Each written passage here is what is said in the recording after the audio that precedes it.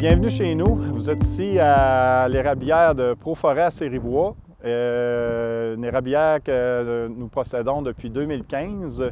Et nous sommes aussi, mon équipe et moi, conseillers du Club acéricole du Sud du Québec.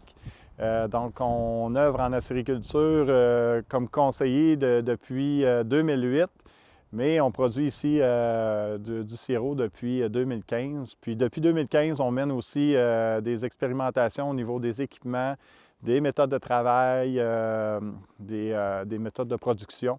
Donc, on s'amuse à tester un paquet de choses à travers l'actualité acéricole, des choses qu'on entend. On en est à notre 3e année de collaboration avec Dominion Grimm ici pour l'expérimentation. Donc, Dominion Grimm a fourni des équipements, nous ont fourni aussi la tubulure pour vraiment segmenter l'érablière pour nous permettre de faire des tests. L'installation n'est pas faite d'une manière standard, c'est vraiment fait en secteurs, c'est divisé en différents cadrans pour nous permettre de faire différentes expérimentations, pour avoir plusieurs répétitions du même test, dans le fond, pour avoir différentes données puis pour les valider aussi. Ici, on se trouve à l'extérieur de la station de 5500 entailles. Donc ici, vous avez la division des différents secteurs qui arrivent dans chacun des tubes que vous voyez. Puis ces tubes-là sont tous connectés à l'intérieur avec un extracteur indépendant. Vous êtes ici dans une des stations de pompage qui recueille 5500 entailles. Donc ici, on a différents équipements acéricoles à la fine pointe. Donc pour commencer, on a une pompe au vacuum Becker de 7 forces et demie qui nous permet d'atteindre un vide très élevé.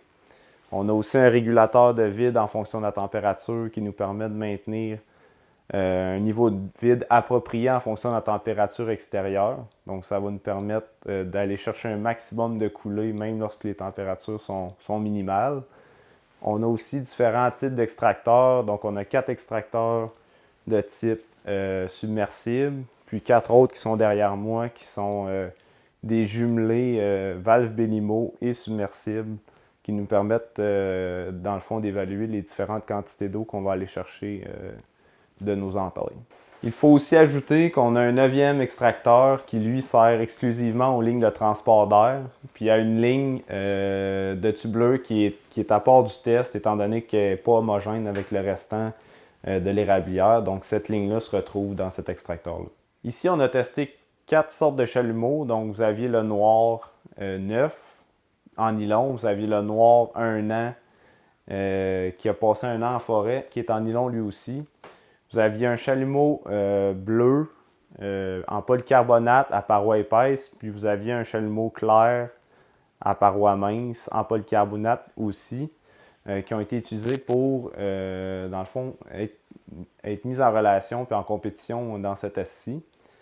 Puis au niveau des résultats, il n'y a pas de différence significative entre les différents chalumeaux. Quoique les graphiques que vous allez pouvoir observer, il y a une certaine différence qui peut être observable. Seulement, au niveau des statistiques, il n'y a pas de différence significative entre les différents chalumeaux. Il peut y avoir une influence de la saison là-dedans. Donc, il faudrait répéter ce test-là sur plusieurs années pour voir si on aurait vraiment une incidence ou vraiment une caractéristique qui influence de beaucoup le résultat.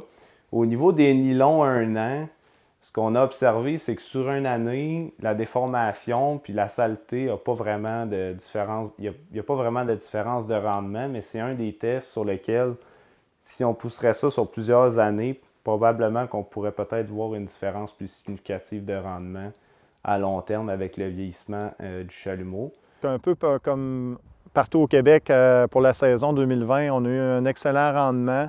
Donc, le résultat ici, c'est 6,1 livres à l'entaille. Donc, c'est une saison qui a été record pour nous depuis qu'on exploite l'érablière ici.